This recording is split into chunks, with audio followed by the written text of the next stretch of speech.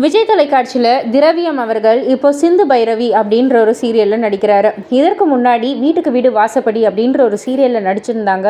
நல்ல ஒரு குடும்ப கதை அப்படின்னு பார்த்தா அதில் நிறைய நெகட்டிவிட்டி இருந்தது. திரவியம் அவர்களுக்கு போய் ஏன் இந்த மாதிரியான ஒரு கதை அப்படின்ற மாதிரி நிறைய பேர் திட்டி தீர்த்துக்கிட்டே இருந்தாங்க.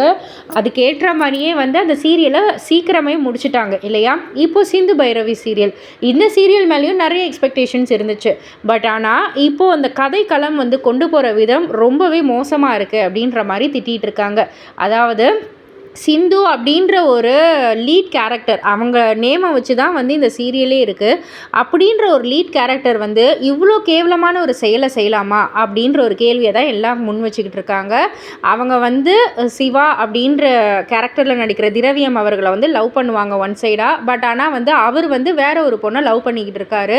இந்த விஷயம் தெரிஞ்சும் நான் விரும்பினவனை தான் நான் கல்யாணம் பண்ணிக்க முடியும், அதை தவிர வேற யாரையும் கல்யாணம் பண்ணிக்க முடியாதுன்றதுக்காக அவங்க காதல் எக்கேடு வேணாலும் கெட்டு போகட்டோன்ற மாதிரி யோசிச்சு இவங்களே அவங்களோட ஃபோனை எடுத்து ஐ லவ் யூன்னு மெசேஜ் அனுப்புகிற மாதிரி காமிக்கிறதா இருக்கட்டும், இல்லை அவங்களே தாலியை கட்டிட்டு சிவா தான் என்னை கடத்திட்டு போய் தாலியை கட்டிட்டான்னு சொல்கிறதா இருக்கட்டும், ஊரை கூட்டி வச்சு அவ்வளோ அதை நிரூபிக்கிற மாதிரி செய்யறதெல்லாம் ஒரு தப்பான ஒரு முன் உதாரணமாக இருக்குது அப்படின்ற மாதிரி ரசிகர்கள் எல்லாருமே திட்டி தீர்த்துக்கிட்டு இருக்காங்க.